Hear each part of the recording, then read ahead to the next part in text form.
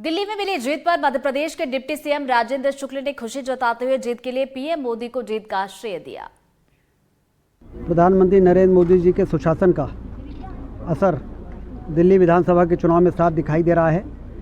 आपने देखा होगा कि लोकसभा चुनाव के बाद जब वो तीसरी बार प्रधानमंत्री बने तो लोगों में, कुछ विरोधी लोगों में ये खुशी हो गई कि वो 50 से 100 सीट पा गए हैं, तो अब वो बड़ी सफलता उनको मिल गई है। लेकिन उसके बाद हरियाणा का चुनाव हुआ, फिर महाराष्ट्र का चुनाव हुआ और अब दिल्ली के चुनाव में एक तरफा जीत जो भारतीय जनता पार्टी की हुई है वो सुशासन की जीत है। देश की जनता को समझ में आ रहा है कि मोदी जी के नेतृत्व में ही भारत आर्थिक महाशक्ति बनेगा।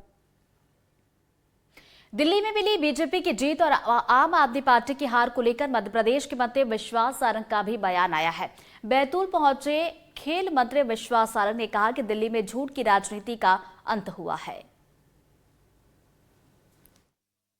कमल खिलने वाला है और डबल इंजन की सरकार की जो परिभाषा नरेंद्र मोदी जी ने स्थापित की है वो अब दिल्ली की जनता ने भी प्रतिपादित की है और अब डबल इंजन की सरकार दिल्ली में सरपट दौड़ेगी।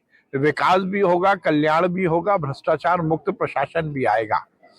और ये चुनाव जो सबसे महत्वपूर्ण इसका पहलू है वो ये है कि ये केवल एक राज्य के चुनाव नहीं है, उसका परिणाम नहीं है, बल्कि दिल्ली की जनता ने केजरीवाल की फर्जी राजनीति, भ्रष्टाचार की राजनीति को समाप्त करने का निर्णय लिया है।